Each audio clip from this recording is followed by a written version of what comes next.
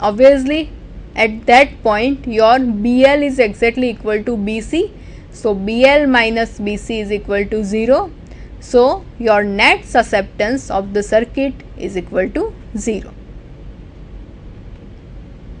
Now current in a parallel resonance circuit, as the total susceptance is 0 at the resonant frequency, the admittance is at its minimum value and is equal to the conductance.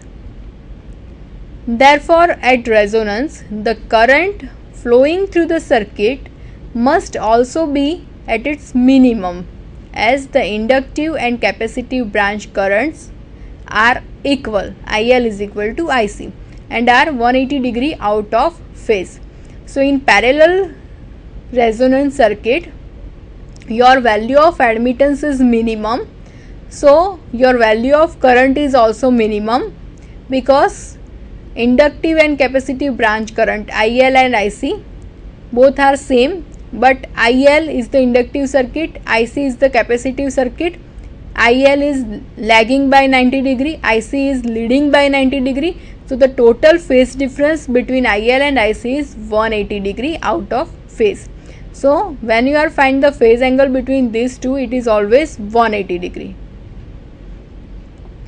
Current in a parallel resonance circuit, first of all IR, current passing through the resistor, which is equal to V by R.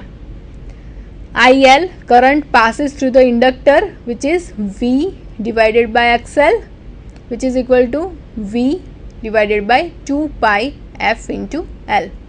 IC, current passes through the capacitor, which is equal to V by XC, which is equal to V into 2 pi F into C. Therefore, total current is equal to vector sum of IR plus IC plus IL. So IT is equal to, total current IT is equal to under root of IR square plus IL plus IC whole square. Now current in a parallel resonance circuit, currents IL and IC are equal and cancelling, giving the net reactive current equal to 0.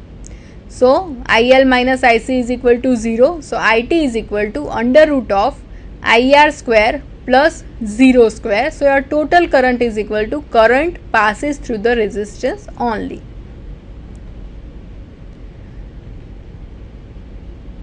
So this is the diagram which will shows the variation of current with respect to frequency.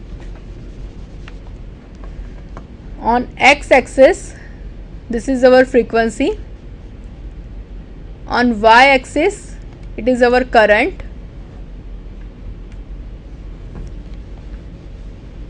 This graph will indicate that as your frequency will increases, your current will decreases up to resonant frequency, and after resonant frequency, as frequency will increases, your current will also increases.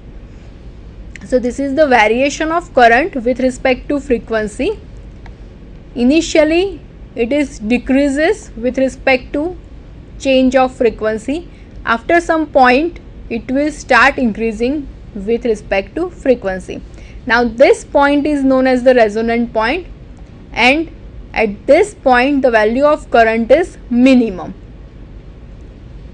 This is the point at which the magnitude of current is minimum, and at this point only conductance is connected to the circuit and susceptance, effect of susceptance is 0. So this is the variation of current up to resonant frequency. It will decreases, after resonant frequency it will increases. Reason is that at the time of resonance your admittance is minimum, which is equal to G. At this point, suppose you are having some value of admittance, then it will goes decreasing and become minimum. So your current is minimum. After this point, value of admittance is increases. Same way value of current is increases. Reason is that because after this point, at this point your net value of susceptance is 0. After this point you are having some value of susceptance and it will increases according to the change of frequency. So value of susceptance is increases, due to this value of admittance is increases, and due to this value of current will increases. Now Q factor for a parallel circuit. Definition is same. The selectivity or Q factor for a parallel resonance circuit is generally defined as the ratio of the circulating branch current to the supply current. Means suppose you are considering circulating branch current IR or IL or IC, then the ratio of this branch current IL divided by supply current IS will give you the value of Q factor or quality factor of the circuit.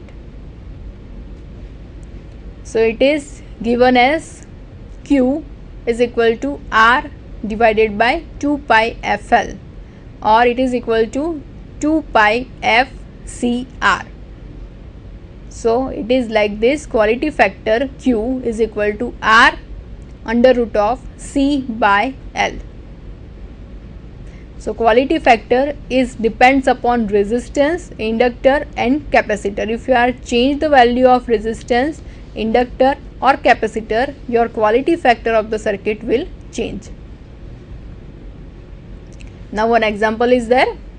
A parallel resonance network consisting of a resistor of 60 ohm, a capacitor of 120 microfarad and an inductor of 200 millihenry is connected across a sinusoidal supply voltage which has a constant output of 100 volts.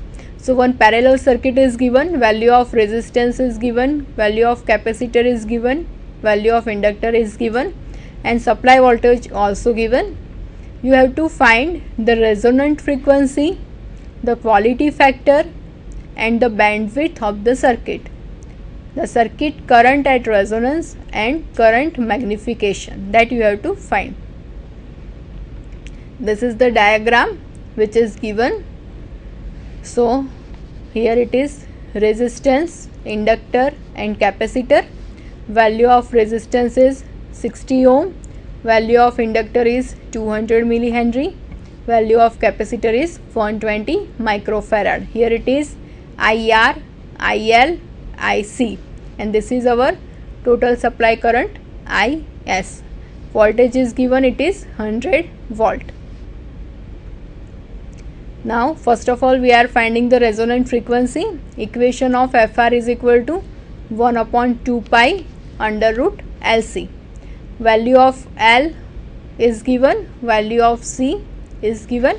So it is equal to 1 upon 2 pi under root of 0.2 into 0.120 into 10 raised to minus 6. It is in terms of microfarad, so it is 10 raised to minus 6. So your answer is 32.5 Hertz. This is our resonant frequency. Now inductive reactance at resonance XL, which is equal to 2 pi FL. So it is equal to 2 pi, our resonant frequency is 32.5 Hertz. So here it is 32.5 into L is equal to 0.2. So our answer is 40.8 ohm. This is our inductive reactance. Now quality factor, equation of Q is equal to R divided by XL, and XL is equal to 2 pi FL. So it is equal to R divided by 2 pi FL is equal to 60 divided by 40.8. So your answer is 1.47. This is the quality factor of the given circuit. Now bandwidth of the circuit. Equation for a bandwidth is FR, resonant frequency, divided by Q is equal to 32.5 divided by 1.47. So your answer is 22 Hertz. This is the bandwidth of a given circuit. It is depends upon the resonant frequency and the quality factor. If you are increase the quality factor of the particular circuit, then your bandwidth will be decrease, and if you are decrease the quality factor, then your bandwidth will increase. So according to the requirement, you can change the quality factor. According to that, your bandwidth for a particular circuit will change. Now lower cutoff frequency and upper cutoff frequency. First of all, lower cutoff frequency FL is equal to FR minus 1 by 2 into bandwidth. So it is equal to 32.5 minus 1 by 2. Our bandwidth is 22 Hertz. So here it is 22. So your answer is 21.5 Hertz. Now upper cutoff frequency FH, which is equal to FR plus 1 by 2 into bandwidth, is equal to 32.5 plus 1 by 2 into 22.